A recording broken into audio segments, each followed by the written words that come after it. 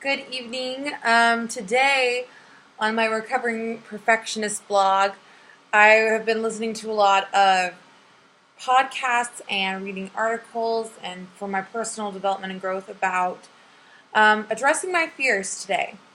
And one posed question that I posed to myself and I posed to you today in terms of if you are a recovering perfectionist in terms of your body and nutrition and your fitness is what this was posed to me. What is your fat fear? And why do you fear getting fat? Like, what is it? What is that big driver? And thinking about personalizing that to yourself and what that real true fear is that you are maybe not confronting and that you are might console into some eating habits that might not serve you and or myself. And then one tactic to address that fear is to personalize it, name it, and then be like, hey, you, blah, like you can name it, you know what I mean? And I'm not going to let you take over my life, actually like addressing it, whether it's maybe through like an affirmation via video or whatever, or in the mirror or writing it out. But what taking the time to reflect and think about what is your fat fear.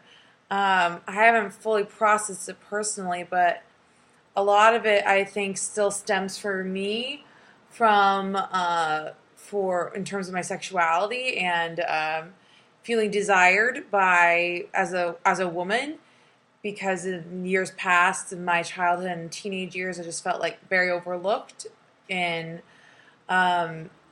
like I thought I never would get a boyfriend sort of stuff. Like I have a lot of fears there, even though I currently am in a relationship, but a lot of those fears still really impact my reactions. And I think for me, this is part of my reaction was in terms of like wanting to really get a harness on my fitness was, yeah, part of it was for me and just to see where I could go, but a lot of it deep-seated wise was my fear. What happens if I would get fat? Like, what happens if I gain like 70 pounds?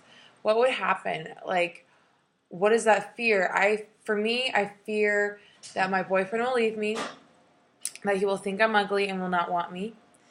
That is a big fear, and that's a big part of my insecurity is how I view myself as a woman and in my sensuality, I think. And there's probably more to that.